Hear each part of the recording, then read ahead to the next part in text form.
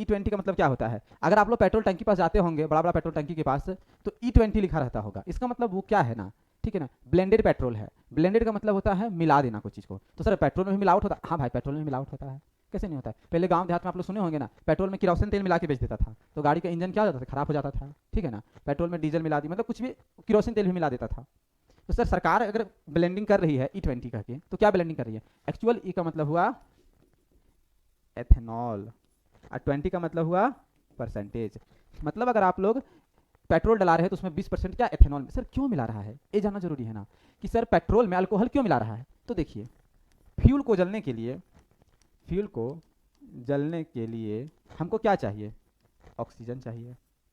Simply fuel को जलने के लिए क्या चाहिए? ऑक्सीजन चाहिए। चाहिए।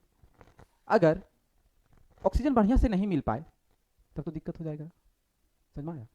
तो हम लोग ऐसा क्यों ना करें। देखिए, कोई भी फ्यूल जब जलता है तो धुआं क्यों निकालता पता है? क्योंकि वो पूरा रूप से नहीं जल पाता है।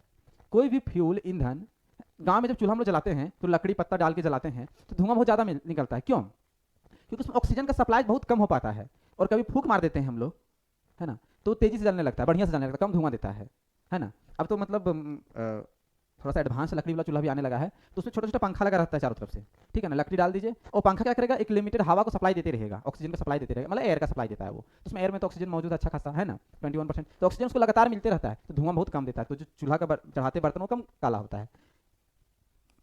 अल्कोहल का अगर फॉर्मूला देखें तो C2H5OH है।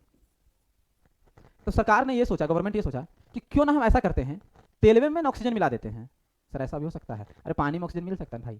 तो ये जो अल्कोहल है ना, अल्कोहल तो ये ऑक्सीजन ही है ना, तो हम लोग क्यों ना ऑक्सीजन मिला दें। अब इससे फायदा क्या होगा? अब वो फ्यूल को जलने में ना, जो कम ऑक्सीजन मिलता था अब अच्छा खासा ऑक्सीजन मिलेगा, और ज्यादा से ज्यादा क्या होगा, जलेगा। जब ज्यादा से ज्यादा जल जाएगा वो, तो धुआं कम करेगा, प्रदूषण कम करेगा। सर इससे फायदा? हाँ भाई बहुत फायदा है ना। सर ये आखिर क्यों?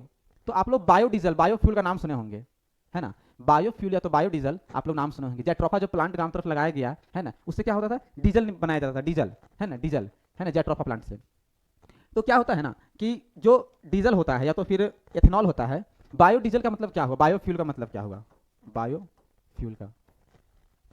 अनाज से हम लोग तेल निकालेंगे। सर अनाज से तेल निकालेंगे? हाँ भाई अनाज से तेल निकालेंगे, क्यों नहीं निकालेंगे। अनाज में शुगर रहता है ना। अब शुगर को फर्मेंटेशन कर देंगे हम लोग, फर्मेंटेशन जब कर देंगे, किण्वन कर देंगे उसमें, तो अल्कोहल बनेगा। कैसा अल्कोहल बनेगा? एथेनॉल। और यही एथेनॉल को तो पेट्रोल में मिला रहे हैं भाई, तो कहीं ना कहीं हमारा बचत हो रहा है। तो सर इसके लिए खेती करना जरूरी है? हाँ भाई खेती करना जरूरी होगा। गन्ना से जो गन्ना निकाल देते हैं, जो बच जाता है ना, फिर जो गन्ना का रस होता है उसके फर्मेंटेशन करके हम लोग अल्कोहल बना सकते हैं। फिर इस अल्कोहल का बहुत प्रयोग है, ठीक है ना। चलिए अब आगे हम देखते हैं।